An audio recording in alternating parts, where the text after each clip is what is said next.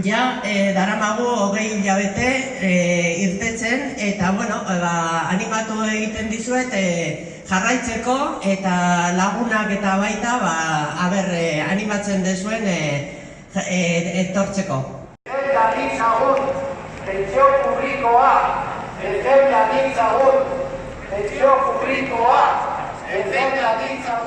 Estatu mailako egoera politikoan gertatzen denaren aurrean, gure kezka azaldu nahi dugu gobernu berria eratzeko erak ikustean.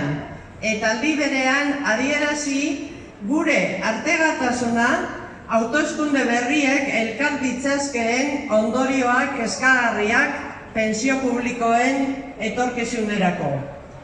Egoera honen aurrean zera adierazi nahi dugu.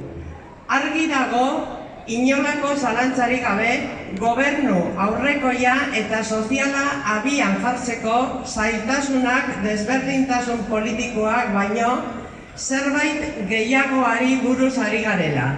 Bistan dago, hemengo eta Europako finantza munduko agintarien eskusartzea behin eta berriro. Egunero ari dira muturra sartzen pentsio pribatuak negoziorako behar duten bidea zabaltzen.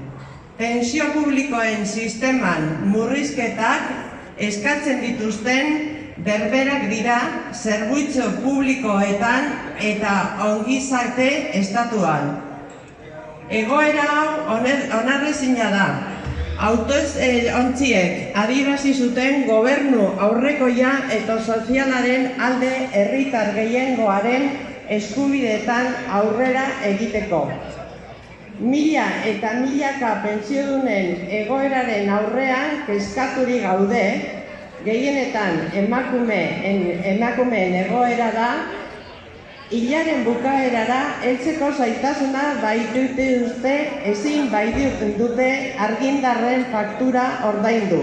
Ezta ere gasa edo behar dituzten sendagai guztienak ere. Larrialdi egoeran gaude. Exigitzen dugu gizarte segurantzaren finantzaketa eta pentsio publikoaren sistemaren etorkizuna bermatuko duen legedia. Urteroko KPI-aren igoera automatikoaren legezko bermea. 1.080 euroko gutxieneko pentsio bizitza duina bermatuko duena. Pentsio erreformen indargabetzea eta batez ere jasangarritasun faktorea. Gizonen eta emakumeen arteko soldata aldeaz bukatzea. Pentsiodunen mugimendua lan baldintzez eta soldatez ere arduratzen da eta baita negoziazioa kolektiboez. Lanbide arteko gutxieneko soldata duina defendatzen dugu Europako gutun sozialak esaten duen moduan. Prekarietatea izugarriaz bukatu behar duen enplegu eta soldata duinak honek errestatuko baitu beste kontu batzuetan artean gizarte segurantzan kotizazioa eta diru sarreretan hobekuntza. Ezinbestekoa da estatua gobernatzeko programa progresista defendatzen duten indar politiko guztien akordioa eta pentsioen sistema publikoak dituen beharrak konponduko dituen legeak abian jartzea eta pentsiodunen langile oroar, langabetuak eta gizarteko beste arlo batzuen ziurtasun ezak bukatzea.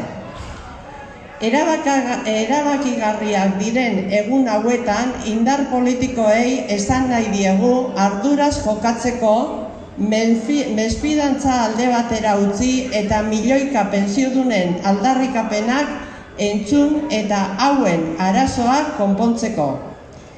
Ez dago arrazoi politiko bat ere jende alde batean bazterrean usteko. Eta ordea arrazoi ugari dago agintari ekonomiko eta finantzakagoak isilarazteko. Pentsiodunak kaleetan eta herriko plazetan jarraituko dugu borrokatzen. Momentuan eskatzen duelako eta horrela defendatzen ditugulako gure aldarrikapenak. Azken finean izango den gobernuak kontuan izan dezala pentsiodun mugimenduak esaten duena. Berdin dio nor gobernatu, guk pentsioak defendatu behar du.